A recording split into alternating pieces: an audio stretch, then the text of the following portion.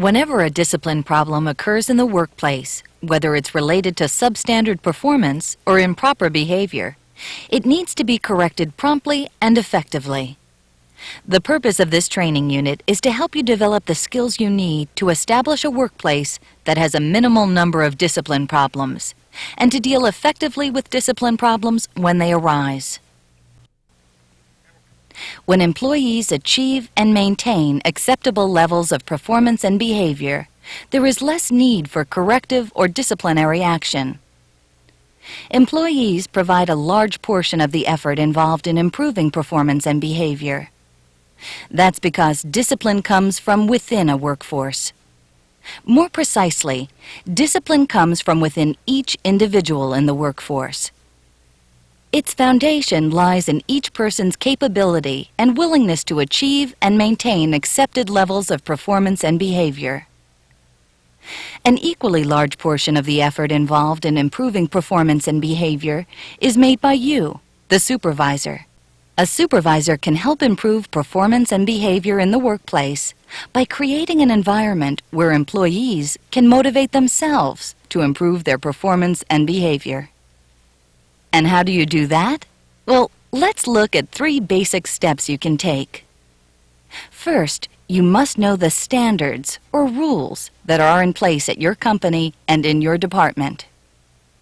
Standards provide clarity for you and your employees about appropriate behavior on the job, as well as the level of performance that's expected.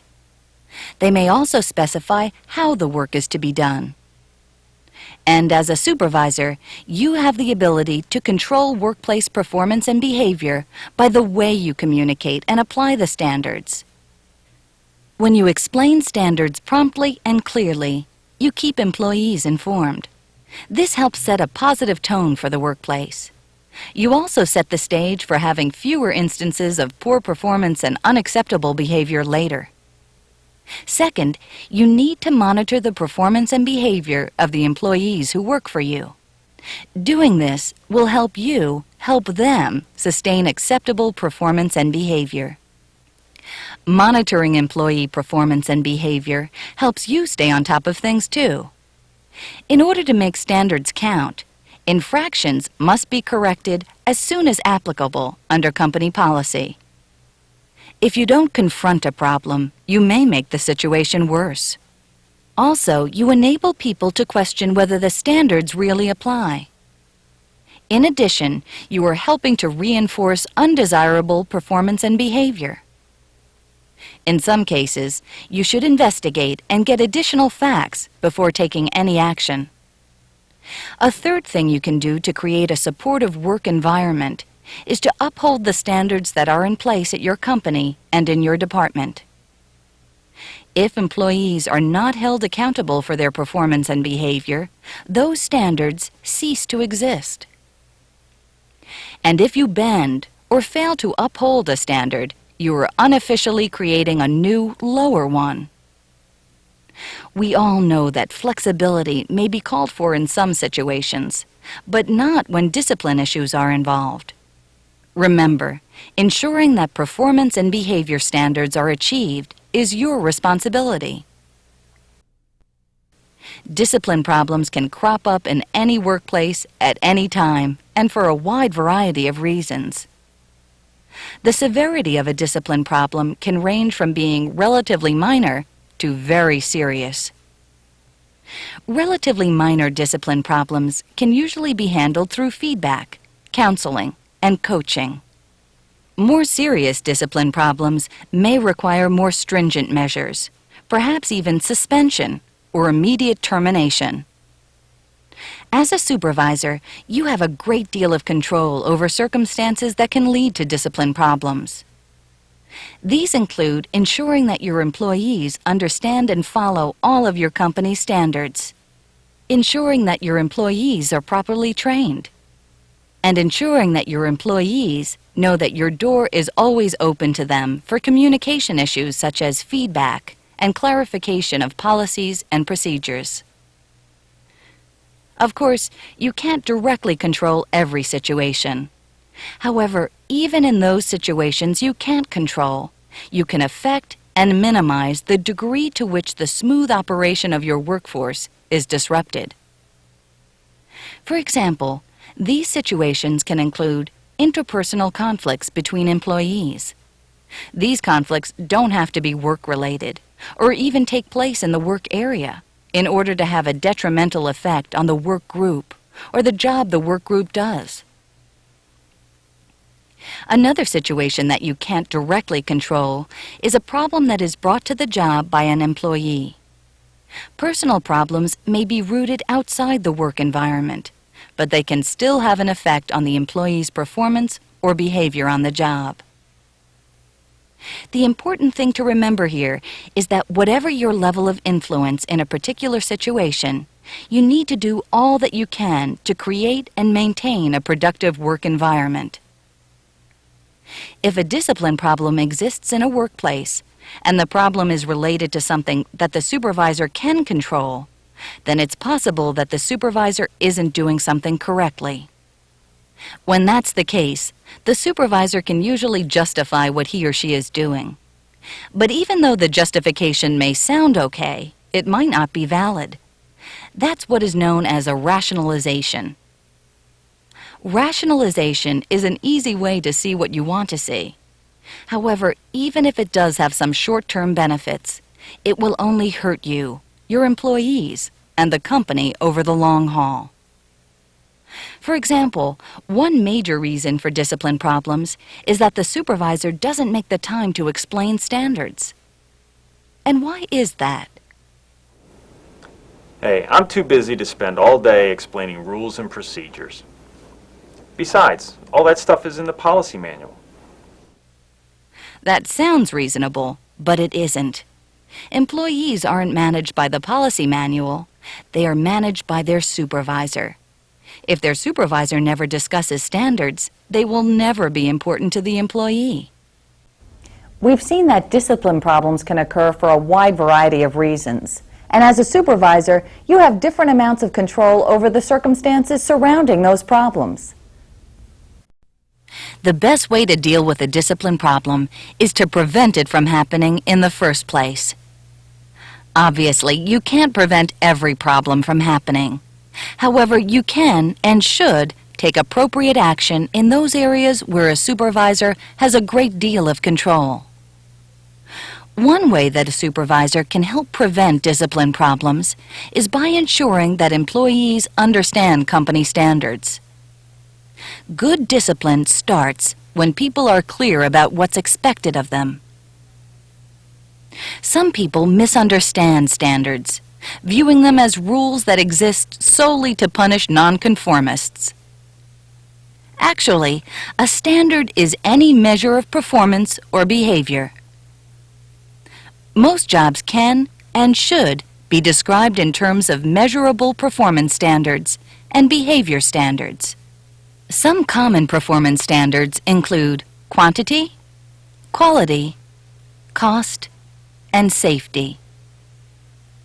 Typical behavior standards include dress codes, attendance, and harassment. Keep in mind that behavior standards often cover not only conduct within the company, but also any interactions with outsiders, such as customers, vendors, and the public in general. Standards can be set and published either by corporate management or by each department as it's appropriate. If there are no standards in place, employees will set them informally, for better or worse. Basically, for employees to perform and behave up to par, they must know specifically what is expected of them. Another key part of preventing discipline problems is training employees properly. Usually, training is related to the performance of an employee's job. However, there are also times when behavior-related training may be appropriate. A good point to remember is that if your company has a training department, take advantage of the support they can provide. Whether the employee you are training is new to the job or is taking on new responsibilities, the basic approach remains the same. The first step involves a general orientation to the job. For a new employee, this starts with a general orientation to the company. General orientation includes an overview of the company and its products and services, as well as information about benefits, compensation, policies, and procedures. Often, this is done by the department that handles personnel matters. After that, the new employee is oriented to the department and the job. This part of the training is the supervisor's responsibility. This is where you introduce the new employee to the department, explain department procedures, and give guidance on job-related matters. After giving a general orientation, the next step in proper training involves clarifying the job. This applies to both new employees and employees who are taking on new responsibilities. To obtain effective performance from an employee, you need to explain specifically what the job involves. A written job description is an invaluable tool to make sure things are clear from the start. Another important part of good training is providing detailed instructions on how to do the job. One way to do this is to use the show and tell approach. This involves not only explaining each task, but also showing the employee how to perform the tasks correctly and answering any questions the employee may have. Then, have the employee practice each task associated with the job. This allows the employee the time to develop the skills that are needed to perform the job acceptably. A fifth key component of good training is to follow up with solid feedback. This is your opportunity to re-explain or demonstrate any skills that the employee has not yet perfected. During initial training and subsequent coaching, your feedback guides the employee toward the results that both of you are looking for. The initial training period is your best shot to mold the employee into the kind of worker that you want and need. Even if you think that there are other more pressing matters at hand, take advantage of the opportunity to influence new employees when the impact of your presence is greatest. If you don't, someone else will. During initial training, feedback provided through regular personal contact is crucial to a new employee's development. This way, you get to check on the employee's progress. In addition, the employee gets a chance to see exactly what it is that you consider to be important. An important part of feedback is what you focus on during the feedback. It's your choice whether you focus on what the employee did correctly, which is called positive reinforcement, or focus on what the employee did incorrectly, which is called negative reinforcement. When you are providing feedback while working with an employee, make every effort to avoid negative reinforcement. Negative reinforcement has a way of setting up undesired results. It's preferable and not too difficult to provide positive reinforcement to an employee during training. The key is to praise whatever is being done correctly. Remember, progress comes from focusing on strengths, not weaknesses. Concentrating on positive reinforcement emphasizes the correct action or behavior. This helps the employee gain confidence, which will enhance the motivation to try again. To help you ensure that the feedback you give is effective, we're going to cover some major characteristics of effective feedback. First, to be effective, the feedback you give must be timely. You should tell the employee about his or her performance or behavior, good or bad, as soon as possible. The longer the feedback is delayed, the more it loses its effectiveness. Another characteristic of effective feedback is that it is specific. Receiving vague references during feedback that the work was pretty good or not up to par can be frustrating for an employee. Also, with that approach, it's unlikely that you will get the result you're looking for. because the employee won't be sure what exactly it is that should be repeated or avoided. By giving detailed information during feedback, you increase the likelihood that good performance or behavior will be repeated and that poor performance or behavior won't happen again. Finally, effective feedback should be consistent. It's important to ensure that you consistently give feedback to any employee in a timely and specific manner. It's also important that you deliver feedback in a consistent manner.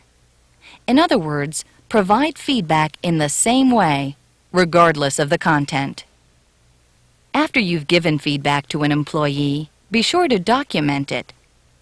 You don't need to do anything elaborate. Just write a note to yourself outlining what was discussed. Then date the note and put it in the employee's file. While it may seem like documenting feedback is extra work, there are several good reasons why you should make it a habit. For example, in the long run, documenting the feedback that I give to my people actually makes my job easier. That's right. Regular documentation of feedback can make your job easier because you won't need to collect and remember information when you need it. Now, in spite of all the good reasons for documenting feedback, some supervisors don't do it. They rationalize why they don't, and it can sound very convincing, but it really isn't. Here's an example. With all I've got to do around here, I'm not going to make extra work for myself. I just don't have the time for that sort of thing. The amount of time spent in documenting feedback is minimal compared to the amount of time spent in reconstructing a record of performance when you need it. Even if I had the time, I don't know how. That's still not a good reason. Documenting feedback is nothing more than writing down what you observed and what you discussed with an employee. A common practice that you may want to adopt when training an employee is to use a peer coach. A peer coach is another, more experienced employee who can help with training other employees. While using a peer coach does not relieve you of your responsibilities in training employees, it does allow the employee to be trained by someone who is not the boss, removing the concern of possibly looking bad in front of you. Also, using a carefully screened and qualified person in your department as a peer coach can provide a positive role model for the employee who's being trained.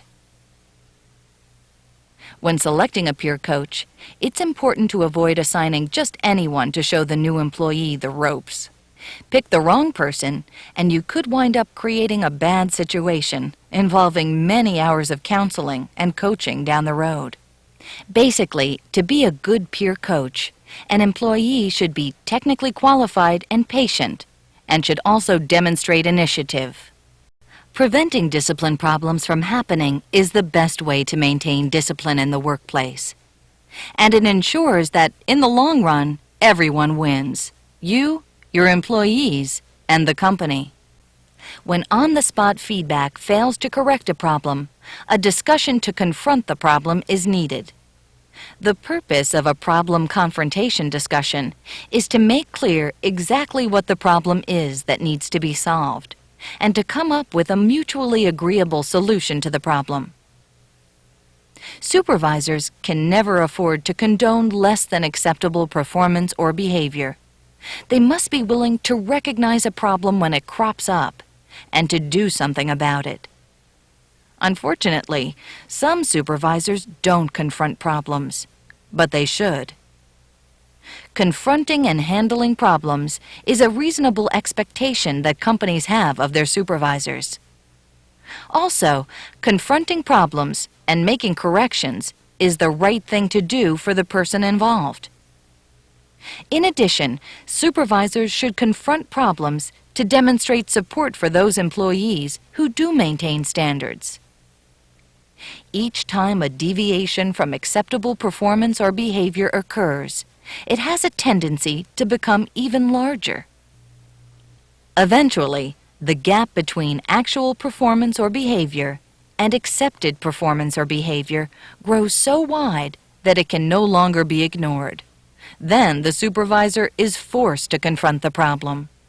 By that time, the supervisor may have become emotionally involved and angry, which can lead to an attack on the individual rather than on the problem. Simply because you have to confront a problem with one of your employees does not mean that the discussion must be hostile.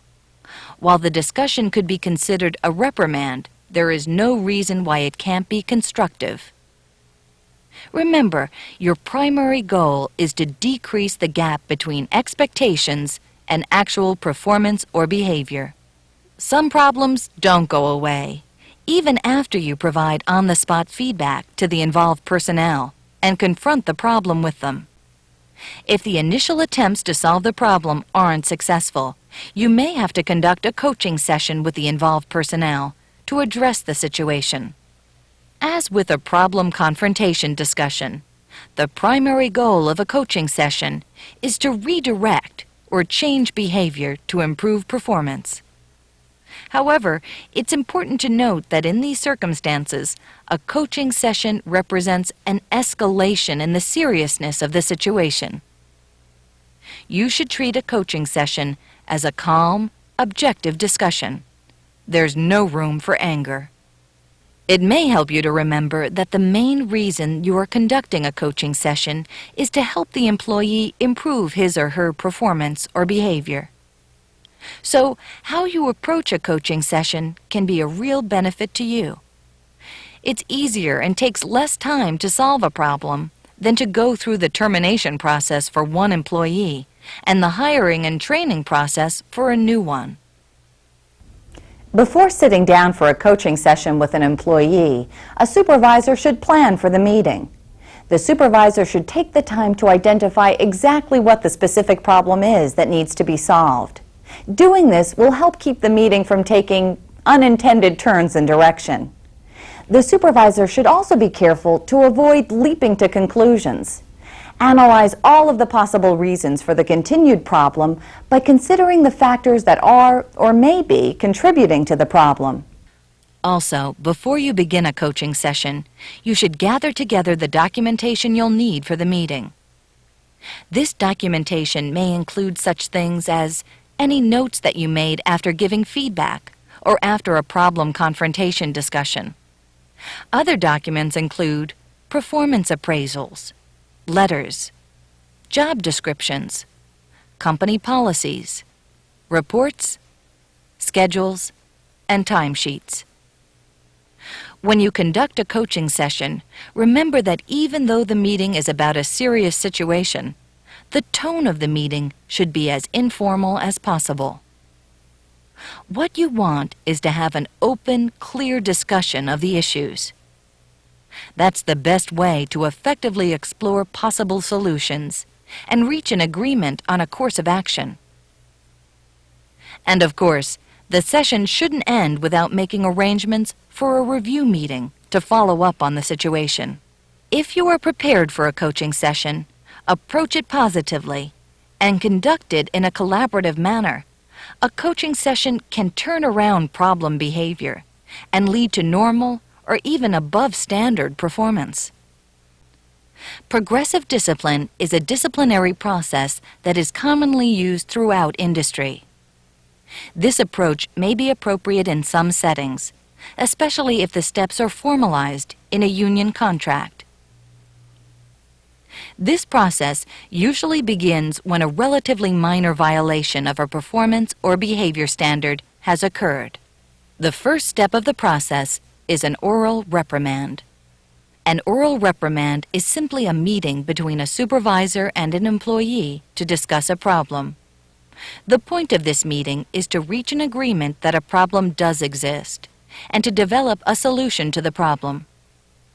In either case, it's good practice to write a brief, unofficial note to yourself about the meeting and date and sign it. Sometimes, an oral reprimand is all that is necessary to clear up the problem. But sometimes, it isn't. It all depends on the situation and the people involved. If an oral reprimand doesn't clear up the problem, it's necessary to issue a written reprimand, which is the second step of the process. Typically, a written reprimand is issued when a problem happens again within a predetermined period of time.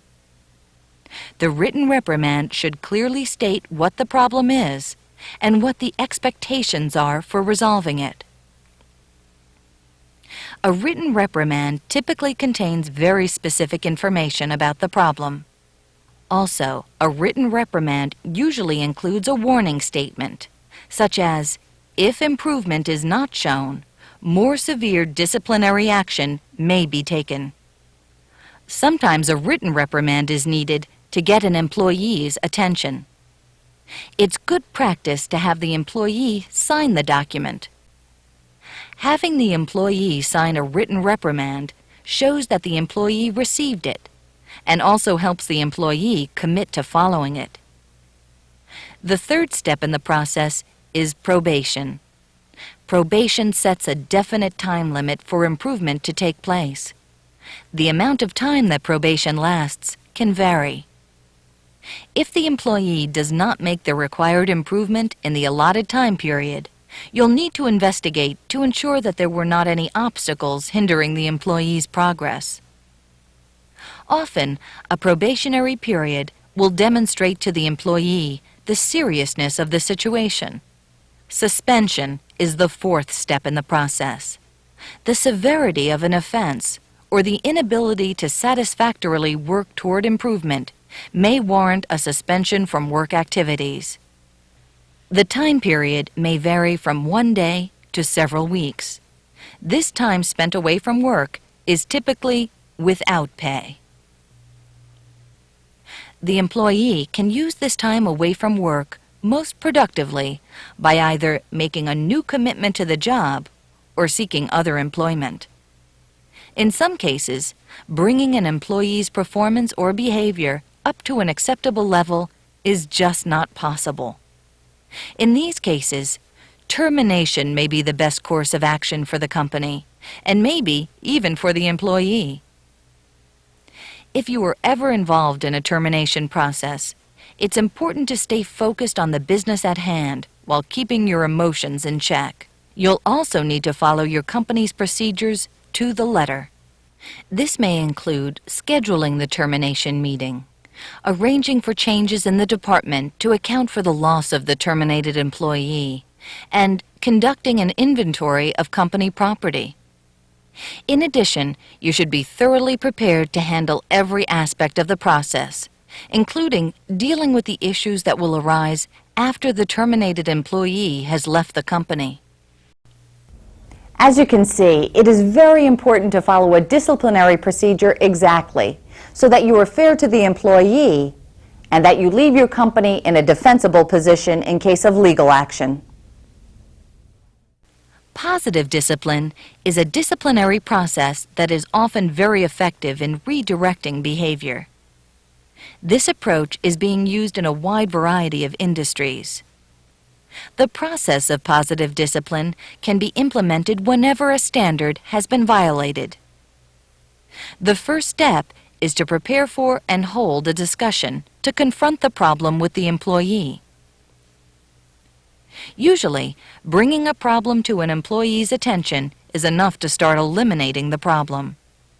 However, if enough improvement isn't made after the problem confrontation discussion, it may be necessary to move to the second step in the process and have a coaching session with the employee.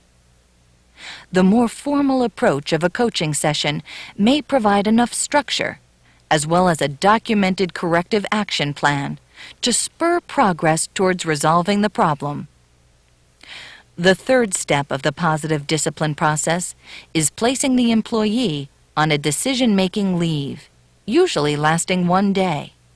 This day off allows the employee time to think about whether he or she wants to continue working for the company. The decision-making leave typically is a day off with pay. The day is paid for by the company to emphasize that it is not a form of punishment. Providing a paid day off for the decision-making leave also shows the company's good faith and desire to be fair. This can help diffuse any hostility. While making the decision-making leave a day off with pay may seem strange, it has been proven time and again that the day's pay is money well spent. It's common for people to fight even a one-day suspension, and dealing with that wastes more of your company's resources than any one day's pay for an employee. If the person decides to stay, he or she must perform correctly or face immediate termination for the next infraction. Then, after a certain period of time with no infractions, usually 12 months, the slate is wiped clean. As you can see, the positive discipline process is a way to work toward resolving problems while protecting the rights of employees and the company.